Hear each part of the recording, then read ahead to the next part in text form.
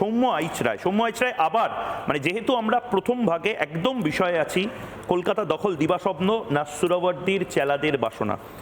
সৌম্যদা, একটা অনুযোগ আছে আজকে একেবারে যেভাবে আমরা প্রাইম টাইম ডিবেটে টক্কর লড়াই হয় সেদিকে আমি যাচ্ছি না, কিন্তু আপনি কংগ্রেসের মুখপাত্র হিসেবে গোপাল মুখার্জির নাম নিতে বা মন্দির ভাঙা হচ্ছে, জগন্নাথ দেবের মূর্তি জ্বালিয়ে দেওয়া হচ্ছে, এই শব্দগুলো লিখে কলকাতা শহরে আপনারা মিছিল করতে ভয় পাচ্ছেন, যেখানে গোপাল মুখার্জির অন্যতম পরিচয় ছিল সেই সময় কংগ্রেসের হয়ে তিনি ভোটটা লাগাতার করিয়ে গেছেন। আজকে গোপাল পাঠাদের আপনারা অস্বীকার করছেন কংগ্রেস। একটু আগে আপনি বলছেন না কি কলকাতা দখল কলকাতা দখল কে বলেছে? কলকাতা দখল আমি নামটা শুনতে চাই, কে বলেছে বলুন তো? ওই কি রিজভি কিসে না, রুহুল রিজভি বলেছে হচ্ছে ত্রিপুরা অসম, উনি একটু বড় ভাবেন, আমি একদম নির্দিষ্টভাবে প্রাক্তন সেনা কর্তাদের মিছিলে এই কথা উঠেছে। পাগলা ছাগলাদের কথা নিয়ে আপনারা ভিডিও আপনারা টেলিভিশন প্রোগ্রাম করেন, এই পাগল ছাগলদের কথাবার্তা শুনে আপনারা যদি এখন প্রোগ্রাম করেন, ওরা নেশা ফেশা করে মিছিল করছিল নাকি? হ্যাঁ, ওদের বাবা ওই পাকিস্তান, আর ঠাকুর দাদা হচ্ছে আমেরিকা, তারা 270টা ট্যাঙ্ক নিয়ে দেখিয়েছিল না আমাদের 1970 সালে, এরা বড় করে দেখিয়েছিল এই যাচ্ছে পাকিস্তানের ট্যাঙ্ক ঢুকে পড়ছে, ভারত দখল করে নেবে কলকাতা, তখনও তো কলকাতা দখল। তো আমাদের সেই তারপরে 270টা ট্যাঙ্ক আমাদের বীর সেনারীরা নিয়ে এসে না ওই বার্মেরের মাটিতে পুঁতে রেখেছিল রেগিস্তানের মধ্যে। পাগল ছাগলদের কথায় আপনারা নাচেন। আলু কিনতে পারে না, পেঁয়াজ কিনতে পারে না, কাঁচা লঙ্কা কেনার ক্ষমতা নেই, তারা আমাদের কলকাতা দখল করবে? আরে মশাই, ওর ঠাকুর দাদাকে 1971 সালে নিক্সনকে বলেছিল যে আপনারা বড় দাদা হতে পারেন, ওই দাদাগিরিটা কম দেখাবেন, আমরা ডেভেলপিং কান্ট্রি। কিন্তু আমাদের দেশের প্রধানমন্ত্রী সেদিন বলেছিল, দেশের প্রধানমন্ত্রী, কোনো দলের নয়, তিনি বলেছিলেন যে আমরা কোনো দেশের দাদাগিরি মানব না, সারা বিশ্বকে এক জায়গায় করেছিল। আপনি এই কথা বলছেন, days are gone mister president, you should realize the nation far from this cannot rule the world. আমরা সেদিন সেই দেশের লোক, আমাদের দেশকে চোখ দেখিয়ে বাংলাদেশ কিছু করতে পারবে না। ক্লিনজিং হ্যাঁ হচ্ছে তো, কে অস্বীকার করেছে? হিন্দু ক্লিনজিং যেভাবে করছে, কারা করছে? এই মৌলবাদী ISIS এবং এই মৌলবাদী ISIS এর পাপেট আজকে যারা করছে, আমেরিকার প্রচ্ছন্ন মদত, চীনের মদত, দক্ষিণ চীন সাগরের ওপর আগ্রাসন, এবং তার ওপর দিয়ে সারা ভারতবর্ষটাকে ডিস্টেবিলাইজ করার চেষ্টা করা হচ্ছে। সব থেকে বড় বিষয়টা হচ্ছে যে আমরা আজকে যারা এখানে বসে আছি, 30 লক্ষ মানুষের প্রাণ শুধু নয়, বিনায়কবাবু ঠিক বলেছেন, 2 লক্ষ মা বোনেদের ইজ্জতের বিনিময়ে দেশটা স্বাধীন হয়েছে।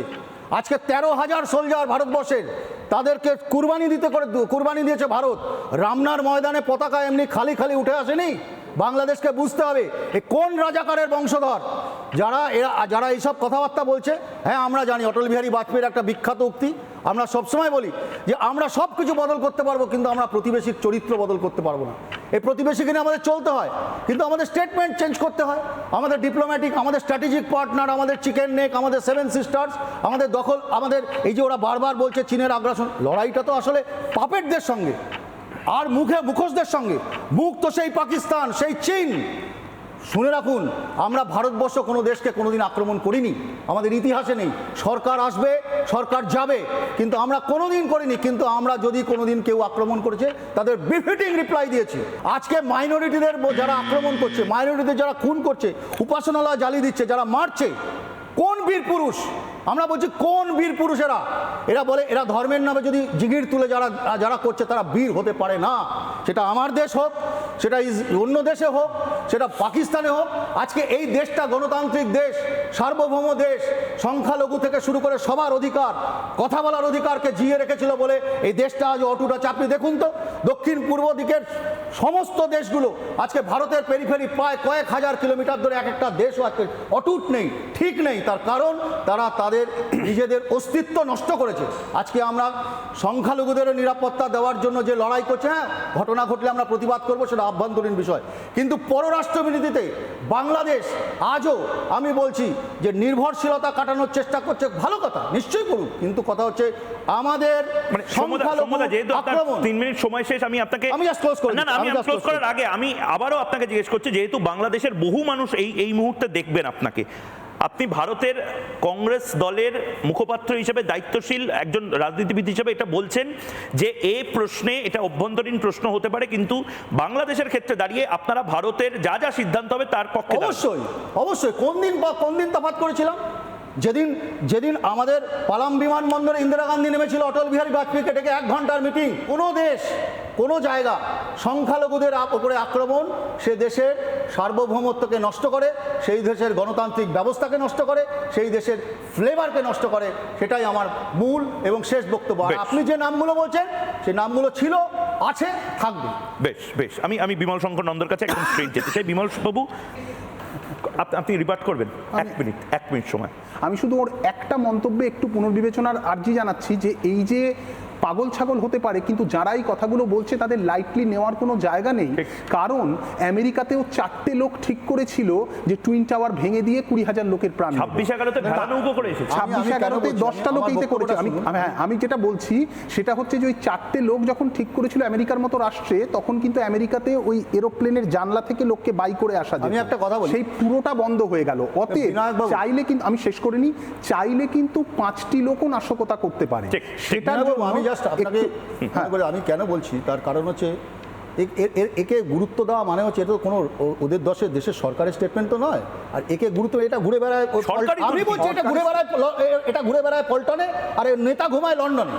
এটাকে আপনি প্রাক্তন সেনাকর্তা ছিল, দূর সেনাকর্তা, আমি সেনাকর্তা ফত্তা। আরে ভাই 1 লক্ষ সেনাকে কোমরে দড়ি বেঁধে ওর বাবার পাকিস্তানের সেনাকে তুলে নিয়ে এসে আমরা ইন্ডিয়াতে রেখেছিলাম। ও কে হরিপদ? বেশ আমি বিমল দা, আমি একদম নির্দিষ্টভাবে সৌম্য দা যে কথাগুলো বললেন সেইটা ধরে আপনাকে জিজ্ঞেস করছি প্রথমে। সৌম্য দা একদম খুব ভালো, মানে অ্যাপ্রিসিয়েট করার মতন কথা বললেন ভারতের কংগ্রেস পার্টির হয়ে, এবং অনেকেই বাংলাদেশে বসে, পাকিস্তানে বসে ভাবে যে কংগ্রেস তাদেরকে কিছুটা রিলিফ দেবে। আমি নাম করে বলছি, তৃণমূল কংগ্রেসও রিলিফ দেবে বলে অনেকে ওপার বাংলা বা একেবারে নির্দিষ্টভাবে পাকিস্তানে ভাবে। এক্ষেত্রে দাঁড়িয়ে তো এবার সময় এসেছে ডিপ স্টেট নিয়েও, বিমল দা ইউএস এর কথা উনি বললেন, কিন্তু ডিপ স্টেটের কথা, ডিপ স্টেটের একেবারে সরাসরি পাপেট হিসেবে অনেক রাজনীতিবিদকে ব্যবহার করার চেষ্টা করছে এই জর্জ সোরোস এবং কমলা হ্যারিসদের গ্যাং। রাহুল গান্ধী ব্যবহৃত হচ্ছেন না তো? সেই জায়গায় একটু পরে আসছি, তার আগে কথা বলি। তোমাদের যে ট্যাগলাইনটা আছে যে দিবা স্বপ্ন, ডেফিনেটলি কলকাতা দখল, পশ্চিমবাংলার 1 ইঞ্চি দখল, ত্রিপুরা আসামের 1 সেন্টিমিটার দখলটা এখন যারা বাংলাদেশ চালাচ্ছে তাদের কাছে, বা বরাবরই ওই সমস্ত দেশের কাছে, এমনকি চীনের কাছেও একটা দিবা স্বপ্ন, কারণ এটা অন্য ভারতবর্ষ। কিন্তু পরের অংশটাকে একেবারে গুরুত্ব না দেওয়ার কারণ নেই, কারণ এই কলকাতাকে নিয়ে নানা ধরনের কন্টেন্ট দেখার জন্য লাইক করুন, শেয়ার করুন আমাদের ফেসবুক পেজ, সাবস্ক্রাইব করুন আমাদের ইউটিউব চ্যানেল। পাশাপাশি অন্যান্য ব্রেকিং নিউজের জন্য অবশ্যই চোখ রাখুন রিপাবলিক বাংলায়।